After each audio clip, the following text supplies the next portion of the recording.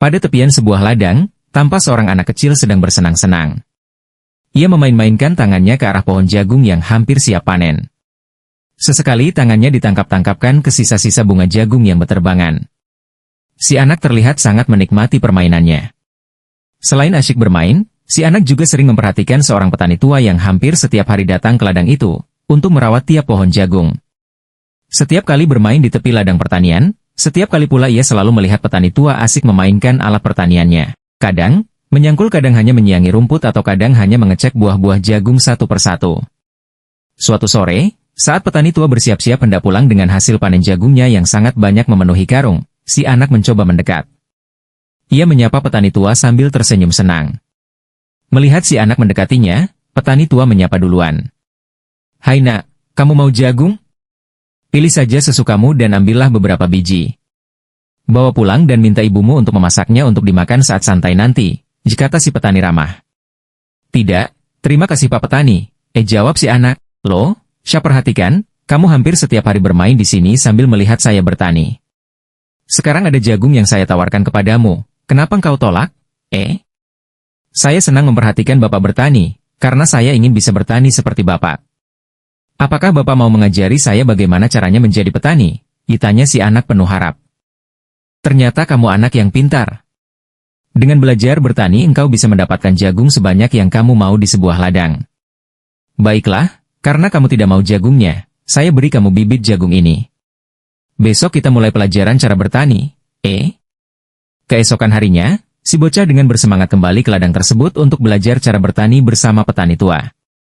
Mereka mulai mencangkul tanah agar gembur. Setelah tanah gembur, terus bibit dimasukkan dan disiram air sambil ditaburi pupuk, kemudian menunggu dengan sabar sampai jagung tumbuh.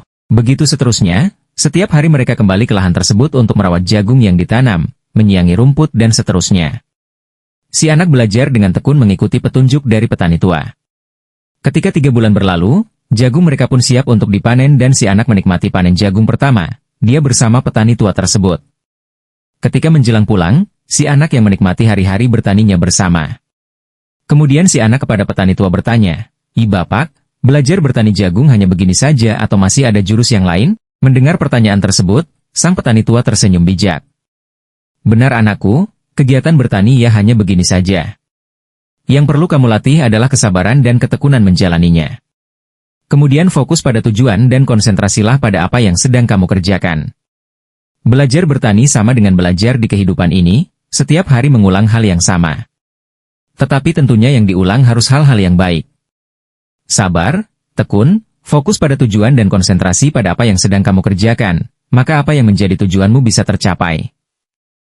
Pesan moral dari cerita di atas, dalam kehidupan ini ada banyak yang kita inginkan, tapi pernahkah kita mulai berpikir bukan hanya menginginkan benda tersebut atau bukan hanya fokus pada yang kita pikirkan, tapi fokus pada sumber yang kita pikirkan.